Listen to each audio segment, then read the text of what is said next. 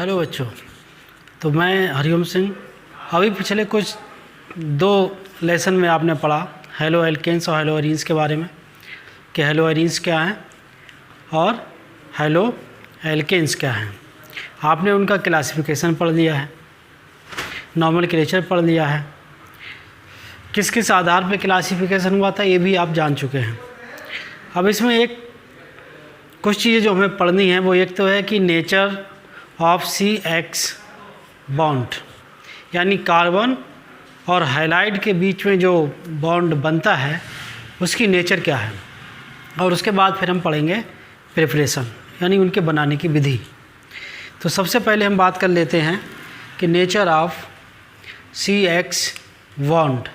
CX bond का मतलब क्या हुआ, इस तरह से C and X। इस बॉन्ड की हमें पढ़नी क्या है, नेचर, यानी कि प्रकृति पढ़नी है इसकी प्रकृति के बारे में हम जानेंगे कि इसकी प्रकृति क्या है। तो ये आप सभी लोग जानते हैं कि जो हेलोजन एटम है वो फ्लोराइड, क्लोराइड, ब्रोमाइड, आयोडाइड होते हैं, जिनमें से फ्लोराइड सबसे ऊपर है, फिर क्लोराइड है, फिर ब्रोमाइड है, फिर आयोडाइड है। तो इतना आप ये जानते हैं कि आवर्त सारणी में जब ऊपर से नीचे की तरफ चलते हैं तो एटॉमिक साइज क्या होता है, बढ़ता जाता है, यानी कि इंक्रीज करता चला जाता है, साइज उसका बढ़ता चला जाता है।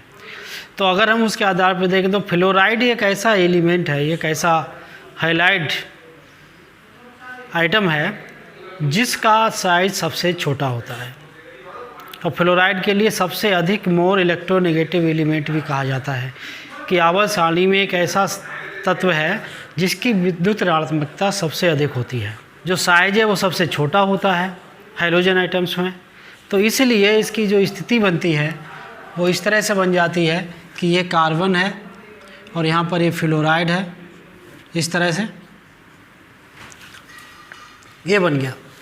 अगर ये इस तरह से हो जाता है, हम इसको फ्लोराइड मान लें, या फ्लोराइड की जगह पे हम ना मान के हम इसको हैलाइड ही मान ले रहे हैं, केवल X मान ले रहे हैं कि कोई हैलाइड ग्रुप है, और यहाँ आपको पता है कि X बराबर क्या होगा, फ्लोराइड, क्लोराइड, ब्रोमाइड और आयोडाइड, ये है। अब इसकी जो कार्बन है, कार्बन से अधिक विद्युत ऋणात्मकता किसकी होती है, वो होती है हाइड्रोजन एलिमेंट की। तो ये जब ज़्यादा इसकी निगेटिविटी ज़्यादा है इससे, तो इस वजह से क्या होगा, इस पर पार्शियल पॉजिटिव आ जाएगा और इस पर पार्शियल नेगेटिव चार्ज आ जाता है, जिसकी वजह से क्या होता है, जिसके कारण ये होता है कि कार्बन पार्शियल पॉजिटिव यानी कि आंशिक धनावेशित हो जाता है, और जो हैलाइड है वो आंशिक ऋणावेशित हो जाता है। अब इसमें किसकी चीज़ में अंतर पड़ता है, सबसे पहली चीज़ है इसमें बॉन्ड लेंथ।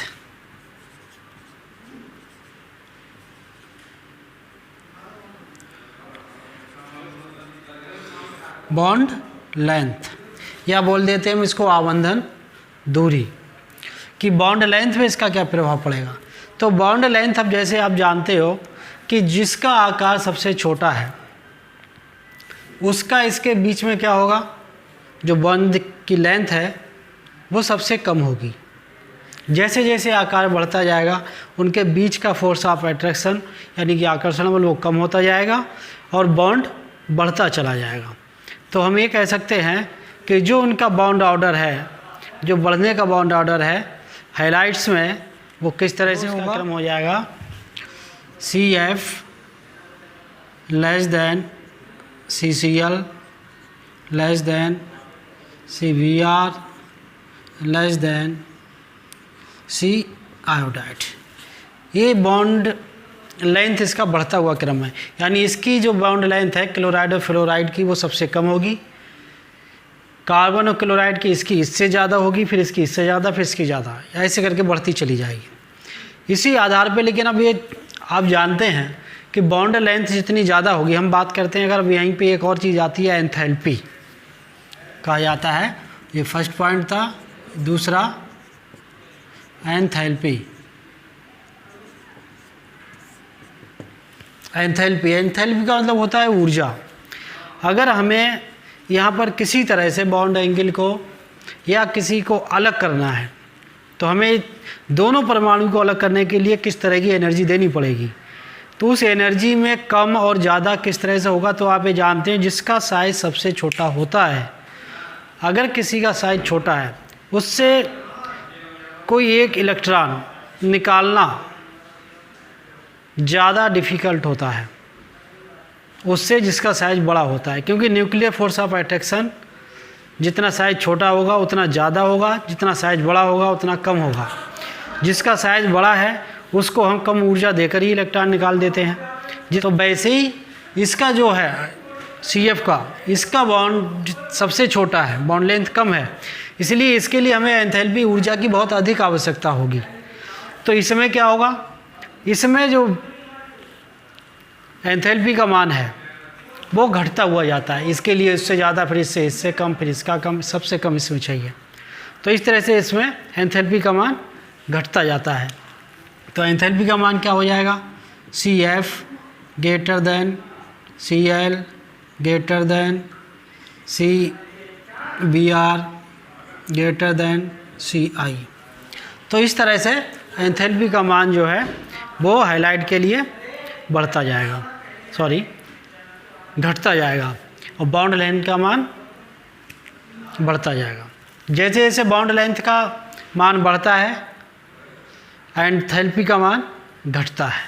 तो ये इसकी नेचर है कि CX बॉन्ड जो है वो हाइलाइट में किस तरह का होता है, उसकी प्रकृति कैसी होती है। तो मेन प्रकृति यही है कि ये दोनों कैसे होंगे, ध्रुवीय होंगे। दोनों में ध्रुवीय गुण आ जाता है कि यहाँ पे पार्शियल पॉजिटिव आ गया, यहाँ पे पार्शियल नेगेटिव आ गया।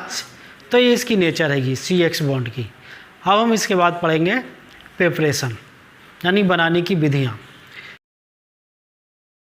तो आइए अब शुरू करते हैं प्रिपरेशन ऑफ एल्किल हैलाइड या हैलो एल्केन्स बनाने की विधियाँ। इसमें सबसे पहली मेथड है अल्कोहल के द्वारा। सबसे पहला है अल्कोहल के द्वारा एल्किल हैलाइड बनाने की विधियाँ। तो एल्किल हैलाइड को अल्कोहल द्वारा बनाने की विधि सबसे सर्वोत्तम विधि मानी जाती है। अल्कोहल के द्वारा एल्किल हैलाइड को बहुत ही आसानी से बनाया जा सकता है। इसमें सांद्र हैलोजन अम्ल, सल्फोनिल हैलाइड, फास्फोरस हैलाइड को आसानी से इसकी अपक्रिया के द्वारा बनाया जाता है। इस अपक्रिया में जो हैलोजन अम्ल हैं वो अल्कोहल के OH समूह को हैलोजन के द्वारा प्रतिस्थापित कर देते हैं और इससे ज़्यादा शुद्ध एल्किल हैलाइड हमें प्राप्त हो जाते हैं, क्योंकि इससे जो बनने वाले उत्पाद होते हैं वो सभी दूसरे गैस होते हैं जो आसानी से निकल जाते हैं और हमें शुद्ध एल्किल हैलाइड प्राप्त हो जाते हैं। तो हम इसमें देखते हैं सबसे पहले हैलोजन अम्लों के साथ अपक्रिया। तो सबसे पहला पॉइंट हैलोजन अम्ल का मतलब अल्कोहल की हैलोजन अम्ल पर अपक्रिया कराने पर। अब हैलोजन अम्ल क्या है, तो आइए हम देख लेते हैं। हैलोजन अम्ल का मतलब होता है जैसे HCl है, HBr है, HI है, ये सभी हैलोजन अम्ल होते हैं। उसके साथ अपक्रिया कराने पर हमें किस प्रकार से एल्किल हैलाइड प्राप्त होंगे। तो हमने ये मान लिया कि ये है ROH, ये अल्कोहल है, प्लस हम यहाँ पर कुछ भी मान सकते हैं, कोई भी हमने मान लिया हैलोजन अम्ल है, हमने मान लिया कि यह HCl है, इसकी रिएक्शन करा दी। तो यहाँ का जो OH ग्रुप है वो इस Cl के द्वारा यानी हैलोजन के द्वारा प्रतिस्थापित हो जाता है और यहाँ पे हमें मिल जाएगा RCl और प्लस बाकी जो बचा वो निकल जाएगा क्या, साथ में जल H2O, ये निकल जाएगा। लेकिन इस अपक्रिया में जिंक क्लोराइड ZnCl2 एक उत्प्रेरक के रूप में कार्य करता है और इसके द्वारा हम प्राथमिक, द्वितीय और तृतीय एल्किल हैलाइड को भी हम बना सकते हैं। तो सबसे पहला पॉइंट क्या हुआ कि अल्कोहल पर हैलोजन अम्ल की अपक्रिया के द्वारा एल्किल हैलाइड का बनना। अगर आप ये करेंगे तो हम किस तरह से एक लैंग्वेज अगर हम तैयार करें तो किस तरह करेंगे कि जब अल्कोहल की अपक्रिया हैलोजन अम्ल के साथ कराई जाती है तो अल्कोहलिक या अल्कोहल का OH समूह हैलोजन परमाणु के द्वारा प्रतिस्थापित हो जाता है और अल्किल हैलाइड प्राप्त होते हैं। तो ये हो गई आपकी पहली रिएक्शंस। दूसरी क्या है, ये फर्स्ट पॉइंट, ये दूसरी है अल्कोहल पर PCl5 की अपक्रिया के द्वारा, यानी कि अगर अल्कोहल पर फास्फोरस पेंटाक्लोराइड की अपक्रिया कराएंगे तब हमें किस प्रकार से अल्किल हैलाइड प्राप्त होते हैं। तो उस अपक्रिया को हमें देख लेते हैं। तो ये है ROH प्लस PCl5, ठीक है। अब किस तरह से देखो हट रहा है, यह PCl5 है, इस OH को केवल रिप्लेस करना है। एक रिप्लेस करने के बाद केवल एक इसका क्लोराइड इसके साथ में आके जुड़ जाएगा और हमें अल्किल हैलाइड मिल जाएगा। तो यहाँ पर ये इस तरह से हो जाएगा RCl प्लस POCl3 और प्लस HCl। PCl5 के साथ जब भी कोई भी रिएक्शन होती है, चाहे वो एरोमेटिक में हो रही हो या एलिफेटिक में हो रही हो, उसमें से ये दोनों बाहर निकलते ही हैं। फास्फोरस ट्राइक्लोरो ऑक्साइड और हाइड्रोजन क्लोराइड, ये दोनों बाहर निकल जाते हैं। थर्ड पॉइंट क्या है इसमें, तीसरा है इसमें PCl3 के साथ अपक्रिया। अल्कोहल की PCl3 के साथ अपक्रिया कराने पर थर्ड हमें क्या मिलेगा, तो इसको हम देख लें,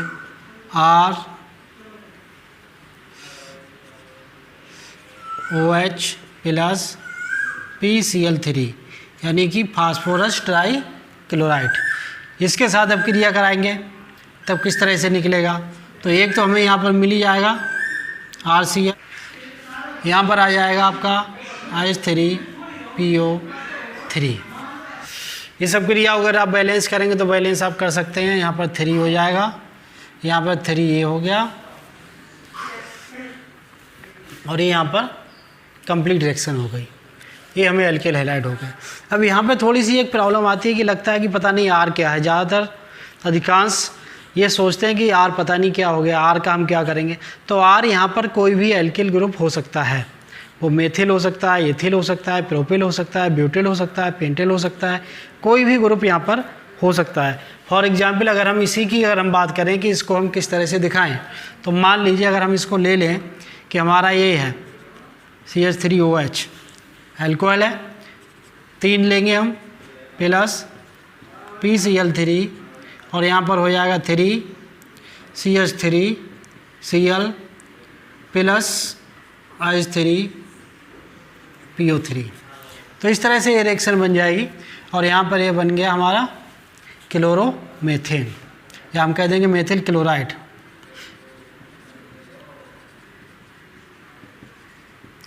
मेथिल क्लोराइड।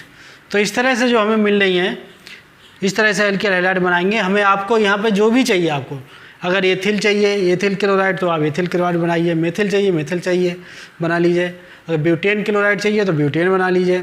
तो इस तरह से R की जगह पे कोई भी हम अल्किल ग्रुप यहाँ पर लिख सकते हैं और इस तरह से अल्किल हैलाइड को हम बना सकते हैं। और देख लेते हैं सल्फोनिल क्लोराइड के साथ अपक्रिया।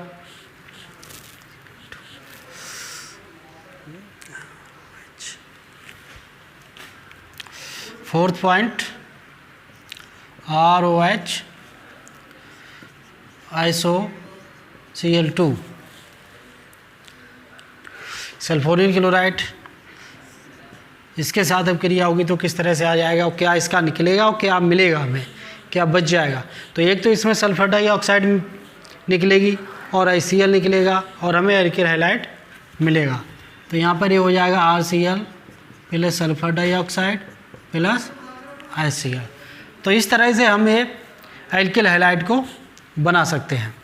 तो कितने प्रकार की कौन कौन सी चीज़ों से हमने देखी। सबसे पहला हमारा पॉइंट था कि अल्कोहल पर हैलोजन अम्ल की अपक्रिया कराने पर, ठीक है। दूसरी कि अल्कोहल पर फास्फोरस पेंटाक्लोराइड की अपक्रिया के द्वारा।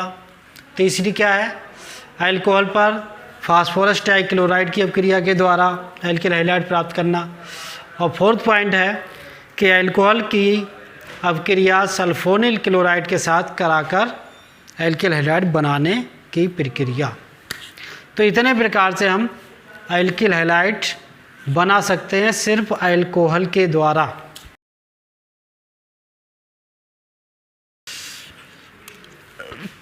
सेकेंड है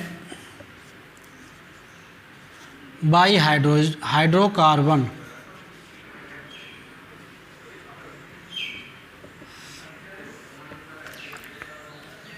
कि हाइड्रोकार्बन से एल्किल हैलाइड कैसे बनाएंगे, ये सेकंड पॉइंट है। तो हाइड्रोकार्बन में सबसे पहला पॉइंट क्या है, एल्केन। कि एल्केन के द्वारा, ये आप लोगों ने सबने पढ़े हैं कि नंबर 1 फर्स्ट इसका पॉइंट बाई एल्केन। तो ये लगभग फर्स्ट ईयर में पढ़ा है जब आपने एल्केन पढ़े थे। हैलोजनीकरण अपक्रिया आप लोगों ने पढ़ी थी कि हैलोजनीकरण क्या होता है या हैलोजन की अपक्रियाएं क्या होती हैं। हैलोजनीकरण में आपने ये पढ़ा था कि जब किसी एल्केन की किसी हैलोजन के साथ अपक्रिया कराते हैं प्रकाश की उपस्थिति में, तो उसका एक हाइड्रोजन परमाणु प्रतिस्थापित हो जाता है और हमें हैलाइड प्राप्त होते हैं। जैसे मीथेन से हमने कार्बन टेट्राक्लोराइड बनाया था, वहाँ पर याद हो अगर आपने पढ़ा है तो आपको पता होगा, उसका एक एक हाइड्रोजन परमाणु क्लोरीन के परमाणु के द्वारा प्रतिस्थापित होता जाता है और हमारे लिए एल्किल हैलाइड बनते हैं। तो आप ये कह सकते हैं कि जब किसी एल्केन की अपक्रिया क्लोरीन के साथ या किसी भी हाइड्रोजन के साथ या उसकी हैलोजनीकरण कराने पर कराते हैं, तब एल्केन का एक हाइड्रोजन परमाणु क्लोरीन के हाइड्रोजन परमाणु के द्वारा प्रतिस्थापित हो जाता है और हमें एल्किल हैलाइड प्राप्त होते हैं। तो इसमें हम देख लेते हैं, ये बहुत छोटी सी अपक्रिया देखो किस तरह से। जैसे मान लो ये है यहाँ पर CH4, इसकी रिएक्शन हम करा देते हैं क्लोरीन के साथ, ठीक है। यहाँ पर किसकी, प्रकाश की उपस्थिति में, सनलाइट की उपस्थिति में करा दी, या फिर कोई ताप होना चाहिए तब होगा। तो इसका एक हाइड्रोजन परमाणु रिप्लेस हो जाएगा। तो यहाँ पर ये हो जाएगा CH3Cl और प्लस HCl। तो इस तरह से हमें मिल गया यहाँ पर क्या मिल गया, मेथिल क्लोराइड।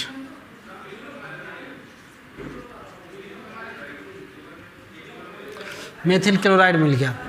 अगर इस अपक्रिया को और हम कंटिन्यू करना चाहें तो फिर हम इसको फर्दर रिएक्शन करा देंगे, तो फिर से यहाँ से एक निकल जाएगा और हमारे लिए एक नया कंपाउंड मिल जाएगा। तो इस तरह से जो अपक्रिया है वो होती है आपकी एल्केन के द्वारा एल्किल हैलाइड प्राप्त होते हैं। और दूसरा है, अगर इसको कंप्लीटली लिखना चाहें तो हम इस तरह इसको लिख सकते हैं। यहाँ पे ये हमें मिल गया, इसके बाद में फिर से अगर इसकी अपक्रिया हम करा दें, अगले अपक्रिया इसकी करा दे रहे हैं इसके साथ में, इसके साथ, तो यहाँ पे मिल जाएगा CH2Cl2 और यहाँ पे माइनस HCl हो गया। और फिर इसकी रिएक्शन करा देते हैं क्लोरीन के साथ, किसकी उपस्थिति में, वो तो होना ही चाहिए HNO यानी प्रकाश की उपस्थिति में। ये प्रकाश की उपस्थिति में यहाँ भी माइनस HCl हो जाएगा और यहाँ पर हमें मिल जाएगा CH3Cl, ये मिल गया हमें क्लोरोफॉर्म। और फिर अगर इसकी रिएक्शन करा दें हम यहाँ पर क्लोरीन के साथ प्रकाश की उपस्थिति में, तो माइनस HCl और यहाँ पर मिल जाएगा CCl4 यानी कि कार्बन टेट्रा क्लोराइड।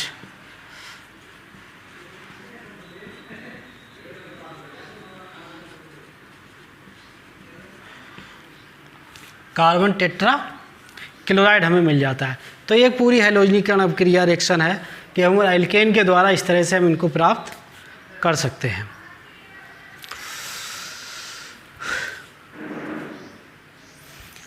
अब इसी का सेकेंड पॉइंट क्या है, वाई एल्कीन।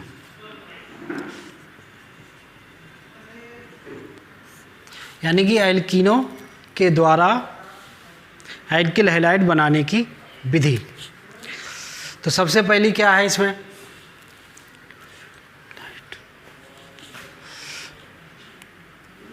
सबसे पहला इसका पॉइंट इसमें हो जाएगा, एल्कीन में योग होता है, योगात्मक अपक्रिया है कि हाइड्रोजन या हैलोजन अम्ल के योग द्वारा, यानी कि जब किसी एल्कीन की अपक्रिया किसी हैलोजन अम्ल के साथ कराते हैं तो इसका योग होता है और एल्किल हैलाइड प्राप्त होते हैं। किस तरह से, हैलोजन अम्ल कोई भी हो सकता है, हैलोजन अम्ल का मतलब हुआ यहाँ पर HCl हो सकता है, HBr है, HI है। अगर इनके साथ किसी एल्कीन की अपक्रिया कराई जाती है तो इसका उसमें योग हो जाता है और हमें एल्किल हैलाइड प्राप्त होता है। देखो किस तरह से,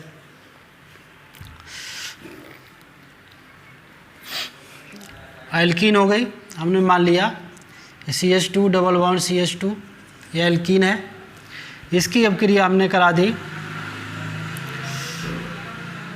HBr के साथ, तो क्या मिल जाएगा, CH2Br। बॉन्ड जब टूटेगा, यहाँ से बॉन्ड अगर टूटेगा तो हाइड्रोजन इसके साथ आ गया, Br इसके साथ आ गया और यहाँ पर इस तरह से ही हमें मिल जाएगा एथिल ब्रोमाइड।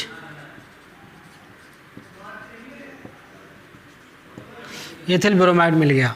लेकिन ये ज़रूरी नहीं है कि Br इसी के साथ आएगा, इसमें तो कहीं भी आ सकता है, किसी के साथ आ सकता है, ये इसके साथ भी Br आ सकता है और इसके साथ भी आ सकता है, हाइड्रोजन इसके साथ भी जुड़ सकता है, इसके साथ भी जुड़ सकता है। क्यों? क्योंकि ये क्या है, सम्मित एल्कीन है, सम्मित एल्कीन। तो सम्मित एल्कीन में जब अपक्रिया हैलोजन अम्ल की होती है तब हाइड्रोजन और उसका नेगेटिव पार्ट जो बचता है कोई हैलोजन परमाणु, वो किसी भी कार्बन पे जा सकता है, किसी के साथ भी जाके जुड़ सकता है, तो ये कहलाएगी एल्कीन के द्वारा। लेकिन अगर ये अपक्रिया हो गई, इस तरह से मिल गया हमें एथिल ब्रोमाइड मिल गया, यानी कि एल्किल हैलाइड मिल गया। लेकिन अगर कहीं असम्मित एल्कीन है तो उसमें हाइड्रोजन हैलाइड का योग मार्कोनी-कॉफ के नियम के अनुसार होता है। तो उससे पहले मार्कोनी-कॉफ नियम को देख लेते हैं, क्या है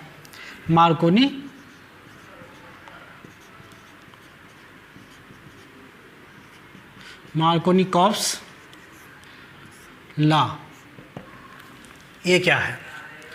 तो मार्कोनी-कॉफ्स लॉ क्या है, सबसे पहले उसको समझ लो। मार्कोनी-कॉफ्स लॉ है कि जब किसी असम्मित एल्कीन में हाइड्रोजन हैलाइड का योग होता है तब हाइड्रोजन हैलाइड का ऋणात्मक भाग एल्कीन के उस कार्बन परमाणु के साथ जाता है जिस पर हाइड्रोजन परमाणुओं की संख्या सबसे कम होती है। आगे बात समझ में?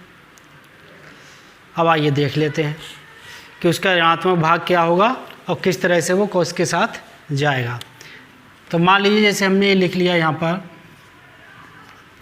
CH3 और यहाँ पर आ गया डबल बॉन्ड CH2। इस तरह से ये कोई असम्मित एल्कीन दी हुई है। अब इसमें योग होना है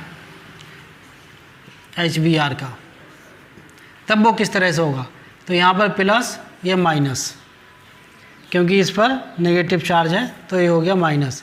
इसका जो ऋणात्मक भाग है वो असम्मित एल्कीन कौन सी है, ये वाली, किसी को मान लेते हैं हम, ये असम्मित एल्कीन है पूरी, ये असम्मित एल्कीन हो गई। असम्मित एल्कीन के साथ में हाइड्रोजन हैलाइड का ऋणात्मक भाग उस कार्बन के साथ जाए जिस पर हाइड्रोजन परमाणु की संख्या कम होगी, अर्थात ये इसके साथ आएगा और एक इसके साथ जाएगा, इसके साथ जाएगा। जब बॉन्ड टूटेगा तो क्या बन जाएगा, CH3 CH2। अब ये यहाँ पे आ रहा है तो यहाँ पर हो गया ये Br, और इधर हो गया CH3। क्या बना? 2 ब्रोमो प्रोपेन, 2 ब्रोमो प्रोपेन हो गया इतना। तो मार्कोनी-काफ का नियम क्या कहता है? मार्कोनी-काफ का नियम कहता है जब हाइड्रोजन हैलाइड का या किसी हैलोजन अम्ल का योग होता है एल्कीन में, तब उसका हैलोजन अम्ल का ऋणात्मक भाग एल्कीन के उस कार्बन परमाणु के साथ जाता है जिस पर हाइड्रोजन परमाणु की संख्या न्यूनतम होती है।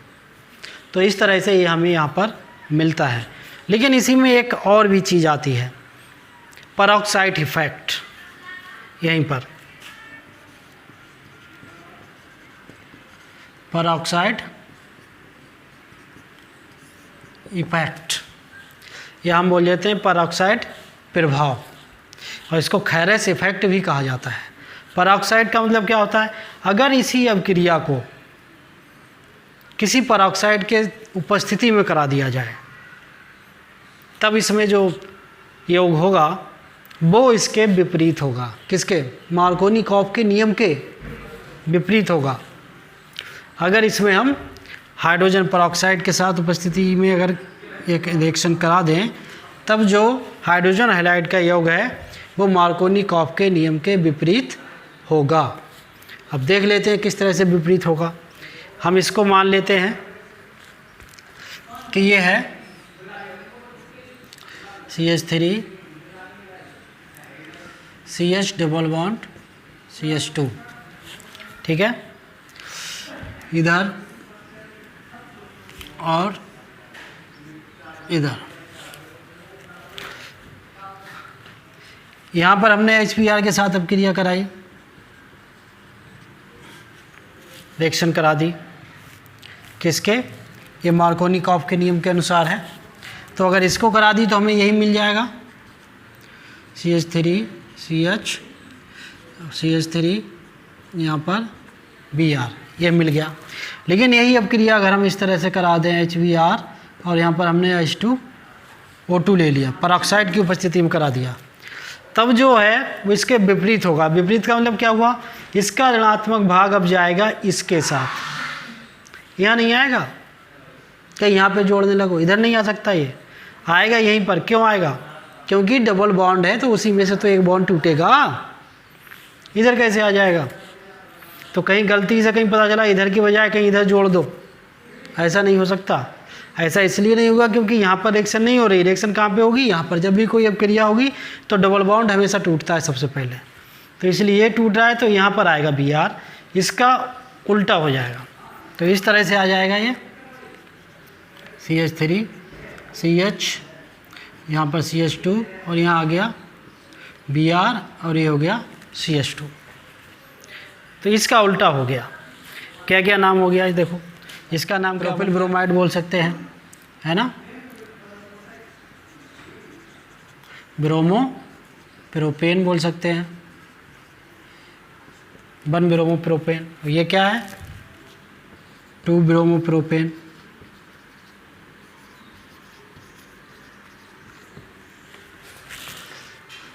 तो ये तो है किसके द्वारा? हाइड्रोकार्बन के द्वारा। इस तरह से हम एल्कीन प्राप्त करेंगे। अगर इसमें कहीं किसी को प्रॉब्लम आ रही है तो एक बार वो थोड़ा ध्यान से समझ ले कि इसमें कितनी चीज़ हमने बताई। सबसे पहले तो एक एल्केन के द्वारा हुई। एल्केन की एक सिंपल अभिक्रिया है जो चली रही है, जो सिंपल रिएक्शन कहलाएगी, वो इस तरह से हो जाएगी। उसके बाद आता है भाई एल्कीन। एल्कीन का मतलब अनसैचुरेटेड हाइड्रोकार्बन के द्वारा एल्किल हैलाइड हम किस तरह से प्राप्त करेंगे। तो उसमें आपने पढ़ा, एक तो जनरल रिएक्शन है जो होती है कि एक बॉन्ड यहाँ पर टूट रहा है, तो अगर असम्मित नहीं है तो Br इधर भी आ सकता है, उधर भी आ सकता है, कहीं भी आ सकता है। लेकिन असम्मित है तो उसमें क्या है? 2 कंडीशन है। एक तो मार्कोनी-काफ के नियम के अनुसार रिएक्शन होनी है, दूसरी अगर वो परऑक्साइड की उपस्थिति में है तब वो एंटी मार्कोनी-काफ के नियम के अनुसार होनी है, यानी कि उसका विपरीत हो जाता है, इसलिए उसको एंटी मार्कोनी-काफ भी कहा जाता है। और उसको हम खैरेस इफेक्ट भी कह देते हैं कि उसमें हैलोजन हैलाइड का किस प्रकार से योग होता है। तो ये हो गई आपकी हाइड्रोकार्बन के द्वारा एल्किल हैलाइड बनाने की। थर्ड, पहली एल्कोहल थी, दूसरी हाइड्रोकार्बन, तो थर्ड रिएक्शन है हैलोजन विनिमय द्वारा, या इसको बोल देते हैं हम फिंकेलस्टाइन अपक्रिया। फिंकेलस्टाइन अपक्रिया। फिंकेलस्टाइन अपक्रिया क्या है? फिंकेलस्टाइन अपक्रिया में जो एल्किल हैलाइड है उसी की अपक्रिया होती है सोडियम आयोडाइड के साथ में, और दोनों का एक्सचेंज हो जाता है, इसलिए उसको कहा जाता है हैलोजन विनिमय अपक्रिया। लेकिन इसको फिंकेलस्टाइन ने दिया था, इसलिए इसको उसके नाम से जानता है फिंकेलस्टाइन रिएक्शन या फिंकेलस्टाइन अपक्रिया। ये एक एक्सचेंज अपक्रिया है, यानी विनिमय अपक्रिया है। किस तरह से होती है तो आइए उसको देख लेते हैं। कि ऐसे मान लीजिए ये है RX, इसकी अपक्रिया हम किसी कराएंगे सोडियम हैलाइड के साथ, यानी हमने ले लिया NaI सोडियम आयोडाइड, इसके साथ में हमने रिएक्शन करा दी। सोडियम आयोडाइड अपक्रिया कराएंगे तो क्या होगा, ये I यहाँ आ जाएगा, ये इधर चला जाएगा, एक्सचेंज हो जाएगा एक दूसरे के साथ में, इस तरह से। तो ये बन जाएगा RI प्लस ये बन जाएगा NaX। तो ये हो गई फिंकेलस्टाइन अपक्रिया के द्वारा एल्किल हैलाइड बनाने की विधि। अगर आप इसको देखना चाहें बाई रिएक्शन तो आप इस तरह लिख सकते हैं CH3 CH2 और यहाँ हमने ले लिया Cl plus NaI sign of reaction, तो क्या हो जाएगा ये CH3 CH2 और इधर क्या हो जाएगा I प्लस NaCl, ये रिएक्शन हो गई। तो इस तरह से रिएक्शन को हम लिखते हैं, ये लिखने की विधि आती है, किस तरह से हम लिखेंगे। और देखते हैं नेक्स्ट पॉइंट क्या है।